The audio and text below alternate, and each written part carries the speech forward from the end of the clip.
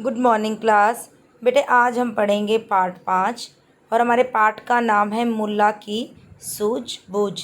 पाठ भी पढ़ेंगे और उसके शब्द अर्थ भी करेंगे। बेटा यह किस्सा बहुत पुराना है। मुल्ला नसीरुद्दीन अपनी सूझबूझ के लिए लोगों में जाने माने व्यक्ति बन चुके थे, पर मुल्क के बादशाह और प्रधानमंत्री उनके बारे में कुछ खास नहीं जानते थे।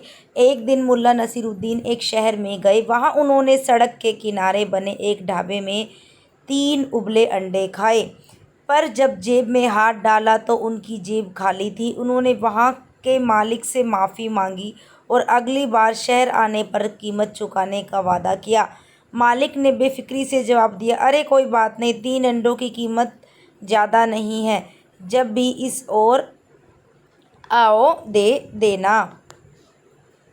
7-8 महीने बाद नसीरुद्दीन फिर उसी शहर में आए। उन्हें 3 अंडों वाली बात याद आई और वे ढाबे के मालिक का उधार चुकाने के लिए उस जगह पहुंचे। उन्होंने देखा, जनाब मैंने आपके ढाबे पर 7-8 महीने पहले 3 अंडे खाए थे, अब आपको उसकी कीमत कितनी कीमत चुकाऊं? मालिक ने काफ़ी देर तक हिसाब लगाकर बताया, ज़्यादा नहीं, 3 अंडों के लिए 300 रुपये दे दीजिए। नसीरुद्दीन तो एकदम जैसे पहाड़ से नीचे आ गिरे। वे बोले, अरे जनाब शायद आपको समझ नहीं आया, मैंने 7 महीने पहले केवल 3 अंडे खाए थे। ढाबे का मालिक बोला, मुझे ठीक समझ आया है, तुम ही नहीं समझ पा रहे। अगर तुमने ये 3 अंडे नहीं खाए होते तो इनसे 3 मुर्गियाँ पैदा होती। 7 महीने के अंदर एक मुर्गी कम से कम 100 अंडे देती और 3 मुर्गियाँ 300 अंडे देती। अगर इन 300 अंडों से भी चूजे निकल आते तो तुम ही बताओ कि उसकी क्या कीमत मिलती। नसीरुद्दीन उसकी बातों से सहमत नहीं थे। उन्होंने इतना दाम देने से इनकार किया। इस बात पर उसने मुल्ला पर मुकदमा कर दिया। मुकदमे की सुनवाई के दिन बार बार पुकार होने पर नसीरुद्दीन पेश नहीं हो रहे थे। तब बादशाह ने कहा, अब उन्हें कड़ी से कड़ी सज़ा दी जाएगी। उन्हें बुलाने के लिए दरबार में आदमी भेजा गया। तब कहीं नसीरुद्दीन एक करची उठाए गिरते पड़ते परेशान से पहुँचे। उन्हें देखते ही बादशाह ने कहा, तुम जुर्म करने के बाद भी कानून की गिरफ्त से बचने की कोशिश कर रहे हो। नहीं जापनाह, ऐसा मत कहिए। दरअसल मैं काम में बेहद मशगूल था, यानी कि बहुत बिजी था। मैं अपने पड़ोसी के साथ मिलकर 2 बीघा ज़मीन पर गेहूं उगाता हूं। कल गेहूं की बुआई है। बोने से पहले हम लोग गेहूं के बीज भून रहे थे, इसलिए मुझे देर हो गई। बादशाह, मंत्री और सभा में सभी ज़ोर ज़ोर से हंसने लगे। बादशाह बोले, तुमसे बड़ा बेवकूफ़ इस दुनिया में कौन हो सकता है? भुने हुए बीजों से भी कई अंकुर निकल सकते हैं। अगर भुने हुए बीजों से अंकुर नहीं निकल सकते तो क्या उबले हुए अंडों से चूजे निकल सकते हैं? यह भी बात बता दीजिए हुजूर।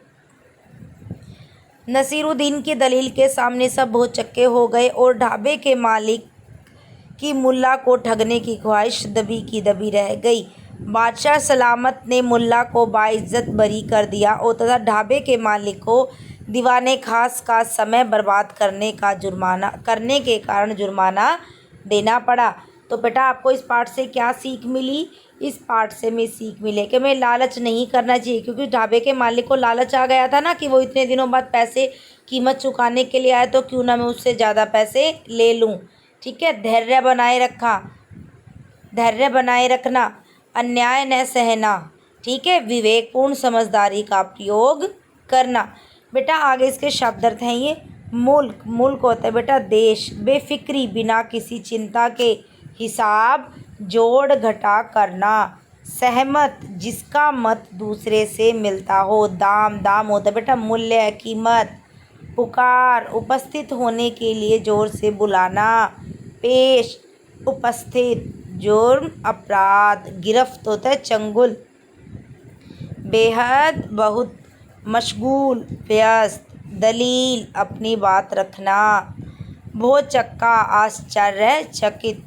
ख्वाहिश, इच्छा। बाइज्जत, सम्मान के साथ। बरी होता है बेटा रिहाई। बरी क्या होता है? रिहाई। चैप्टर अच्छे से रीड करना है। Okay bye class.